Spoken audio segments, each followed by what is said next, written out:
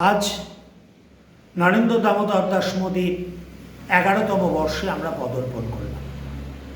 11তম বর্ষ সাফল্যের সঙ্গে আমরা উদযাপন করে আমাদের প্রশ্ন, আমরা কি পেলাম, ভারতবাসী কি পেল, নরেন্দ্র মোদীর 11 বছরের সরকারে ভারতবর্ষ কি পেল। 2014 সালে যেদিন শপথ গ্রহণ করেছিলেন নরেন্দ্র দামোদর দাস মোদী, তিনি সেদিন বলেছিলেন, আমার একটা লক্ষ্য আছে, সেটা NARA, নারা। NARA মানে হচ্ছে NA stand for national ambition, RA stand for regional aspiration.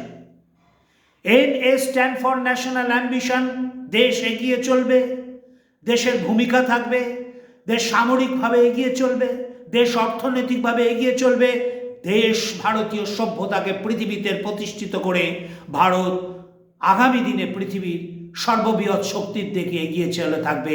এটা national ambition NA। RA stand for regional aspiration, অন্ধ্রপ্রদেশের আশা থাকবে, বাংলার আশা থাকবে, উত্তরপ্রদেশের আশা থাকবে, আকাঙ্ক্ষা থাকবে, আঞ্চলিকভাবে উন্নতি করবার প্রচেষ্টা থাকবে, ভাষাগত উন্নয়নের প্রচেষ্টা থাকবে, সংস্কৃতিগত উন্নয়নের প্রচেষ্টা থাকবে, অর্থাৎ RA রিজিওনাল অ্যাসপিরেশন।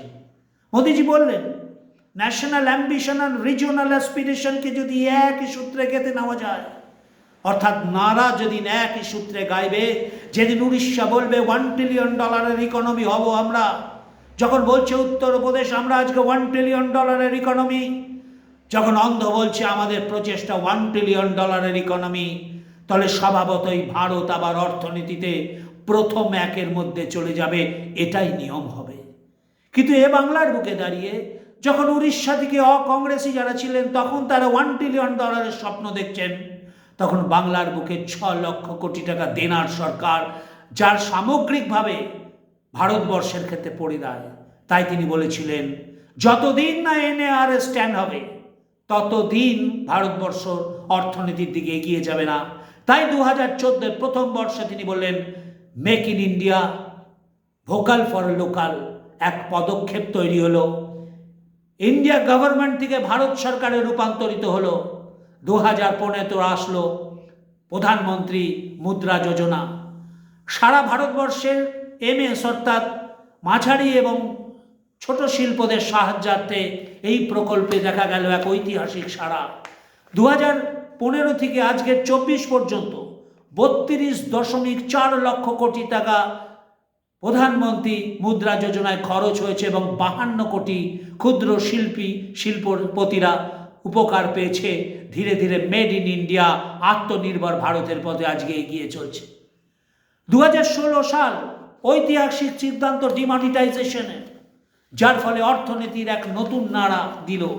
বিরোধীরা বললেন শেষ হয়ে গেল, আমরা কি দেখলাম আজকের দিনে দাঁড়িয়ে ডিমনিটাইজেশনে এটাই দেখা গেল। ঠিক পরের বছর ডিমনিটাইজেশনের ইনকাম ট্যাক্স রিটার্ন বেড়ে দাঁড়ালো 24.7% থেকে 41.8% গিয়ে দাঁড়ালো। দেখা গেল ভারতবর্ষের প্রায় 18 লক্ষ ভুয়ো অ্যাকাউন্ট, বিভিন্ন ভুয়ো কোম্পানিগুলো আবিষ্কার হলো। ফলে 17,526 কোটি টাকা ভারত সরকারের ঘরে আসলো। এটাই ডিমনিটাইজেশনের উদ্দেশ্য। সবাই বলল কি হলো ডিমনিটাইজেশনে?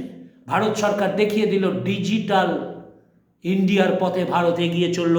প্রথম বর্ষে 1.6 লক্ষ থেকে পরের বছরে 2.4 লক্ষ কোটি টাকা লেনদেন হলো ডিজিটাল অ্যাকাউন্টে। 2017তে GST চালু হলো। GST সরলীকৃত হওয়ার ফলে আধার, BA অর্থাৎ UPI, BHIM এ সিস্টেমের মধ্যে দিয়ে এমন একটি জায়গায় GSTর মাধ্যমে ভারত সরকার নিয়ে গেল যে আজকে এই মুহূর্তে ডিজিটাল পেমেন্ট 2019 থেকে 2024 বেড়ে হয়েছে 34% থেকে 83%। 2024-25 UPI 173.6 লক্ষ বিলিয়ন ট্রানজাকশন, যার অর্থমূল্য 22 লক্ষ কোটি টাকা, যা সমস্তটাই সাদা হিসাবে দেখা যায়। GST চালু হওয়ার পর সংগ্রহ হলো সরকারের আয় 20.18 লক্ষ কোটি টাকা থেকে 22-23 এসে দাঁড়ালো বৃদ্ধি। জিএসটির এক ব্যাপক বৃদ্ধি দেখা গেল। জিএসটির পরই অর্থাৎ 2017-র পর আসলো 2018 সাল। 2018 সালে সর্ববৃহৎ স্বাস্থ্য বিমা আয়ুষ্মান বিমা আসলো। আয়ুষ্মান ভারতের ফলে ভারতবর্ষের হতদরিদ্র মানুষেরা স্বাস্থ্য বিমার সহযোগিতা পেল। দেখা গেল স্বাস্থ্যক্ষেত্রে যে খরচা ছিল সে খরচা 29% থেকে কোষাগারে 39% কমে যায়। যে টাকা যেত স্বাস্থ্য ক্ষেত্রে সেটা 39% কমে গেল এই স্বাস্থ্য বিমার জন্য। কিন্তু বহু মানুষ স্বাস্থ্য বিমা আয়তায় আসলো। 2019 ভারতবর্ষের এক মাইলস্টোন এই বছর। 2019-এ 3 তালাক রদ হলো। মুসলিম মহিলারা মোদিকে জয়ধ্বনি দিলেন। 2019 সালে আমাদের দেখালাম যে ভারতীয় শক্তি কি হতে পারে। আমরা অ্যান্টি স্যাটেলাইট এস্যাট ওয়েপেন পৃথিবীতে আবিষ্কার করলাম, অর্থাৎ বাইরের দেশের কোনো স্যাটেলাইটকে ধ্বংস করবার ক্ষমতা আমাদের রইল, যা এই যুদ্ধে, এই মুহূর্তের সামরিক যুদ্ধে সবচেয়ে বেশি।